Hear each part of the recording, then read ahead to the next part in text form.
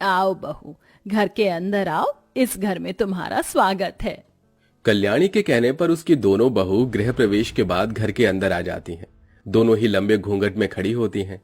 इतना लंबा घूंघट क्यों किया हुआ है बहू? अरे इतनी गर्मी है, लंबे घूंघट में तुम्हें गर्मी नहीं लग रही? चलो घूंघट हटा लो। कल्याणी के ऐसा कहने पर उसकी दोनों बहू घूंघट हटा देती हैं। अरे बाप रे बाप, ये क्या, एक बहू इतनी काली है?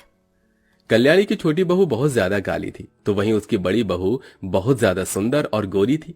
साथ ही वो दहेज का बहुत सारा सामान भी लेकर आई थी। ओह माय गॉड, मुझे तो बहुत ज्यादा गर्मी लग रही है। माँ जी, मेरे कमरे में मेरा एसी लगवा दीजिए। मैं अपने मायके से दहेज में एसी लेकर आई हूँ। हाँ हाँ बहू, अभी लगवा देती हूँ।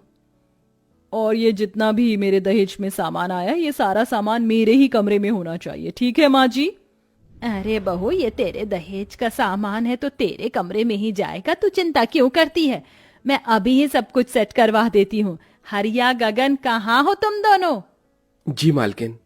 जाओ मैडम का सामान उनके कमरे में रखवाओ और एसी वाले से एसी भी लगवा दो। कल्याणी की गोरी और काली बहू को देखने के बाद वहां खड़ी औरतें भी हैरान रह जाती हैं। देखो तो सही, कल्याणी बहन की दो बहू में से एक तो बिल्कुल कोयले की भांति काली है और दूसरी गोरी होने के साथ साथ बहुत ज्यादा घमंडी भी है। अरे इतना सारा दान दहेज लेकर आई अपने मायके से, घमंड तो होगा ही ना। ये सारी बातें सुनने के बाद कल्याणी मेहमानों से कहती है, आप सभी प्रिय मेहमानों ने अगर खाना खा लिया है तो आप अपने घर जा सकते हैं, क्योंकि आज का फंक्शन यहीं समाप्त होता है। कल्याणी के कहने पर सभी मेहमान उसके घर से वापस अपने घर चले जाते हैं। जिसके बाद कल्याणी अपनी अमीर बहू के कमरे में उसके एसी के साथ उसका दहेज का सामान सेट करवा देती है। बहू, अब तुम यहाँ पर आराम से सो जाओ, तुम्हें कोई परेशानी नहीं होगी। माँ जी, आराम से तो तब सोऊंगी जब आप यहाँ से चली जाओगी। शिल्पा के ये कहने के बाद कल्याणी वहां से चली जाती है। जिसके बाद कल्याणी की छोटी बहू उसके पास आती है। माँ जी, मेरे कमरे में तो बहुत गर्मी लग रही है, सिर्फ एक पंखा ही चल रहा है। क्या मेरे कमरे में कूलर या एसी का इंतजाम नहीं हो सकता?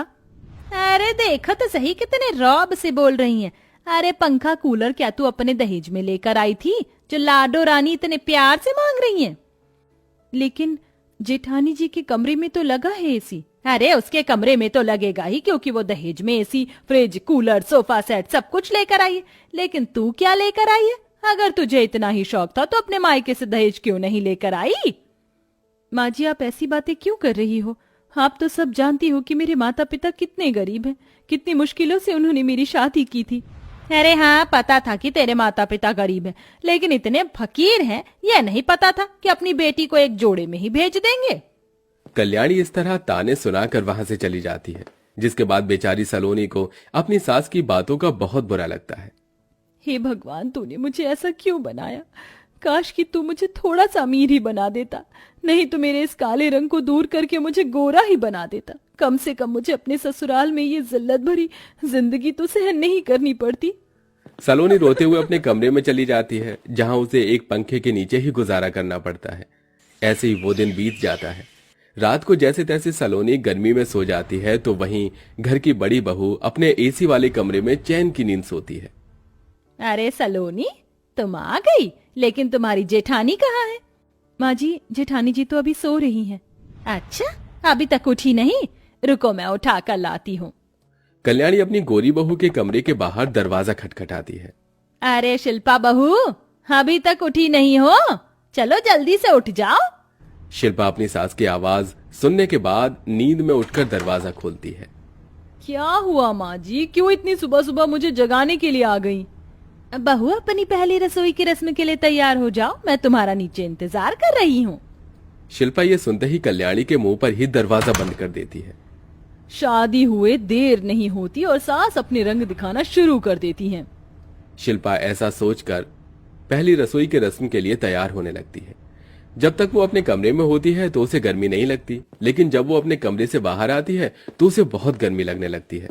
अरे बहू, तुम आ गई, चलो अच्छी बात है। रसोई में तुम्हारी देवरानी सभी के लिए अपने हाथों से खाना बना रही है। जाओ तुम भी अपनी पहली रसोई में जो तुम्हें सही लगे वो बना लो। अरे बाप रे बाप, जरा देखो तो सही, माँ जी कितनी गर्मी है और इतनी गर्मी में मुझसे तो रसोई में जाकर खाना नहीं बनाया जाएगा। अभी मैं अपने कमरे से बाहर ही निकली थी, देखो ना मेरे चेहरे से कैसे पसीना टपक रहा है, सारा का सारा मेकअप भी खराब हो जाएगा। अच्छा बहू ये बात है तो फिर कोई बात नहीं, तुम एक काम करो, तुम अपने कमरे में ही चली जाओ, वहां आराम से एसी की हवा में बैठो। वैसे भी वो कल्लो मैया रसोई में खाना तो बना ही रही है, जब वो सारा खाना बनाकर खाने की टेबल पर लगा दोगी तो तुम कह देना कि तुमने बनाया है।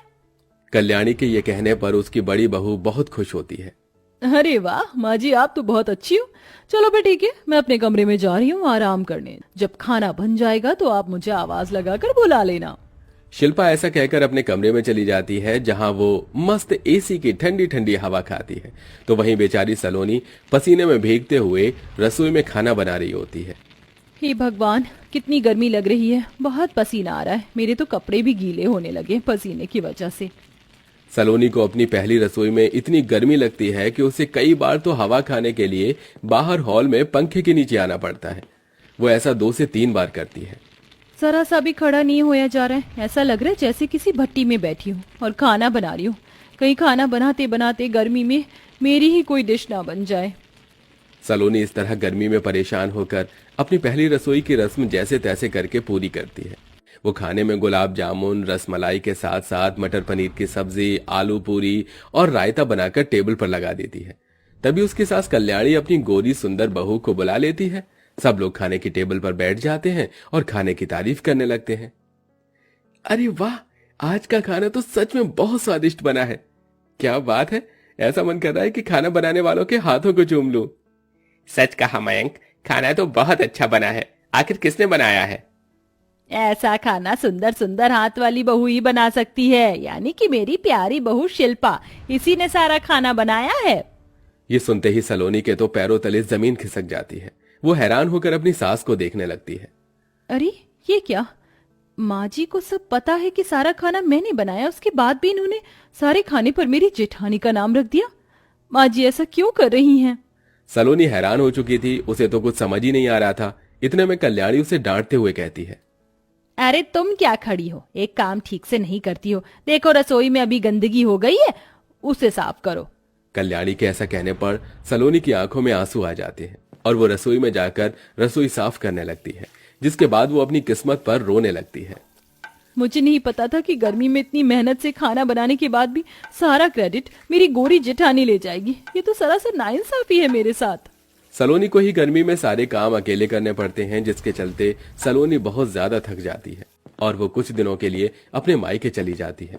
उसके मायके जाने के बाद शिल्पा किसी काम को हाथ नहीं लगाती, जिसके चलते घर के सारे काम गर्मी में कल्याणी को ही करने पड़ते हैं। शिल्पा बहू, मैं कपड़े धोने जा रही हूँ, तुम रसोई में जाकर सभी के लिए खाना बना लो।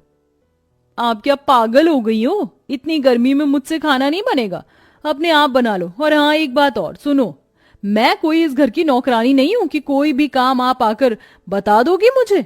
आइंदा मुझे कोई काम बताने की जरूरत नहीं है। यह सुनते ही कल्याणी को बहुत बुरा लगता है। उसे पहली बार अपनी गलती का एहसास होता है।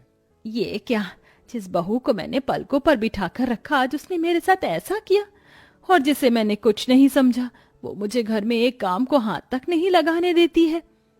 दोनों में कितना फर्क है। इस तरह कल्याणी को अपनी बहू में फर्क नजर आता है, जिसके बाद वो अपनी छोटी काली बहू को उसके मायके से वापस घर ले आती है।